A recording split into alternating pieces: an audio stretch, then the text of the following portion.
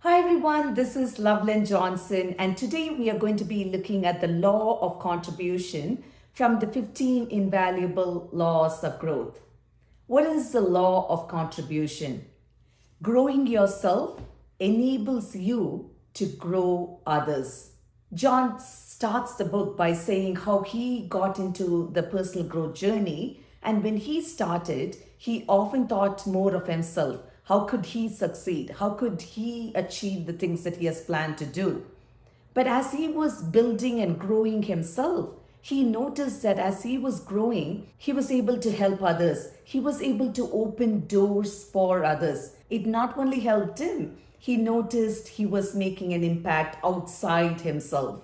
We are moving from success to significance. I love this quote by Benjamin Franklin. He says that I would rather have it said that he lived usefully than he died rich. Franklin didn't just say these words, he lived by it. When he made the Franklin stove, what he did, he could have patented and made a fortune out of it. Instead, he shared it with the world. Every morning, he asked himself a question: what good shall I do today? And in the evening, he asked himself, what good have I done? He kept himself accountable. He was intentional in how he started the day because he asked the right questions. Today, we talk about Franklin years, decades, centuries after he's gone because of the way he impacted the lives of people.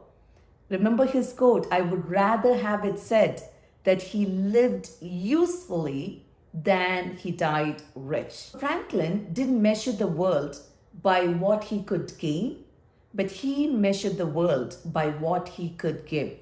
And that's what the law of contribution is. We are going to look at ways in which we could serve others, we could help others, and we could contribute in order to help others win. There is this paradox about contribution. The way it works is when you help others, when you focus on others' needs, your own need gets met. But when you hoard and when you don't share and when you hold a tight fist, what happens is you live in your own lonely world, and you also would miss out on the blessings you could receive if you had your hands open. So that's the paradox. When we hoard, we receive less and nothing gets multiplied. But when we go out to share and give, our own things multiply. I love this quote by Zig Ziglar, and he states that you could get everything in life you want when you help enough people get what they want. And that's the law of contribution. The book talks about 7 choices for cultivating contribution. Today, we are going to be talking about 5. Choice 1, be grateful. You see, grateful people are often givers. They are filled with gratitude. They see the world with gratitude, and they don't think that they don't have enough. They feel that they have enough. They feel fulfilled, and because of that, they are able to give more.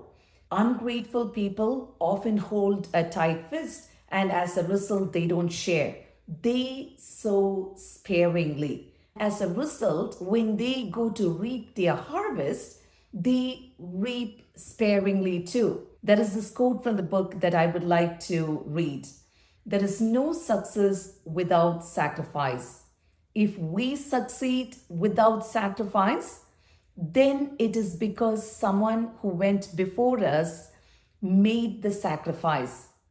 If you sacrifice and don't succeed, it's because someone who follows you will reap the success for the sacrifice you have made.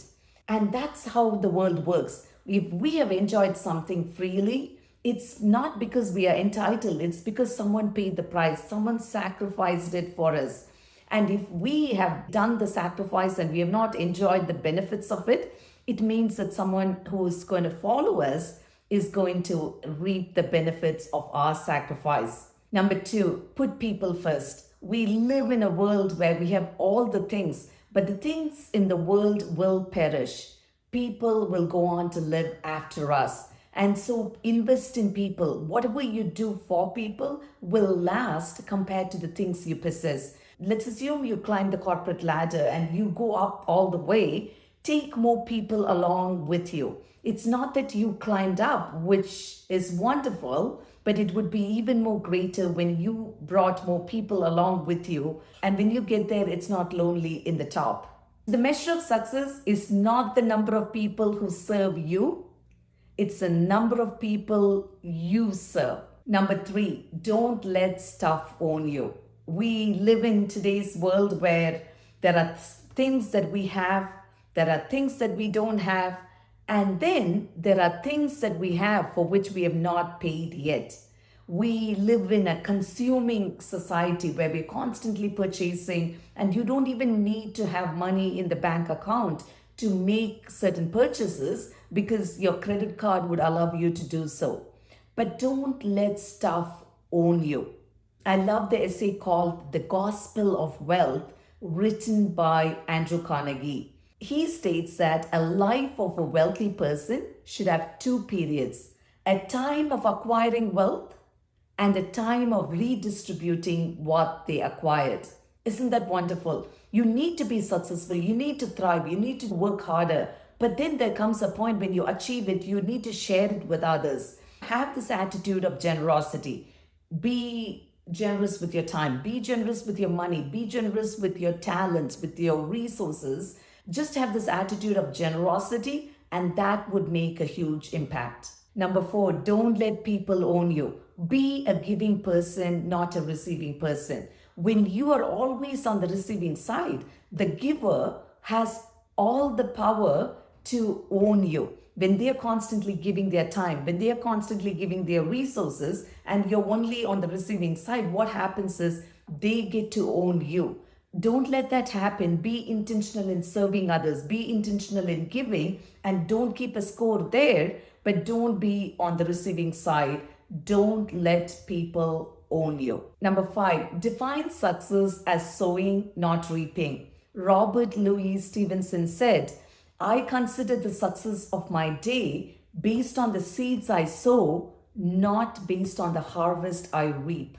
And that should be our goal too. If you think about it, what could you control? You could control what you sow. You could control what you cultivate. You could control the soil. You could control the irrigation. You could water it. These are the things you could control. The harvest itself is beyond your control. So control the controllables. You could control the sowing. So take care of the sowing and don't worry about the harvest. We live in a culture where we want to plant today and we want to see the harvest next week. We cannot wait any longer, and that's the maximum we could wait. But if I go and plant an apple seed and expect a harvest next week, then I'm up for a disappointment.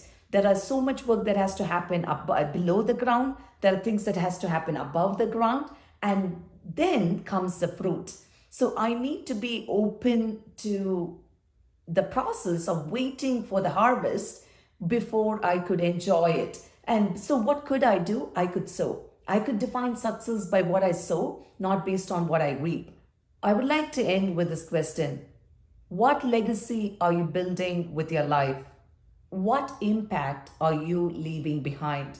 When we ask these questions early on in our lives, we live a life with intention. We plant seeds, we are generous, we are givers, not takers. We are grateful people, and we don't let stuff own us. So we looked at 5 choices today on how to be a generous contributor. Be grateful. Put people first. Don't let stuff own you. Don't let people own you. Define success by what you sow, not by what you reap. I would like to end with Franklin's question. Every morning, ask yourself, what good shall I do today? And every evening, ask yourself, what good have I done today? Because it really puts things in perspective. When we start the day with the intention of what good shall I do today, you're going to find many ways in which you could do good to others. And when you end the day, what did I do? I said that I'm going to do good today. Did I do well? And there is an accountability at the end. So I'd encourage you to do that. The law of contribution is all about how you grow and the impact you leave on others. When you grow yourself, you gain the ability to grow others. The way I see it is when a tide comes, it lifts all the boats that are on the shore. When we grow ourselves, we are the tide. We come along the way and we lift all the boats, not just one or the other. We lift all the boats, and because of us, we could make an impact on more people, and that would have a ripple effect. I hope you found this lesson helpful. We have now finished all the 15 laws from this book, and next week we will be starting a new book. I hope to see you there.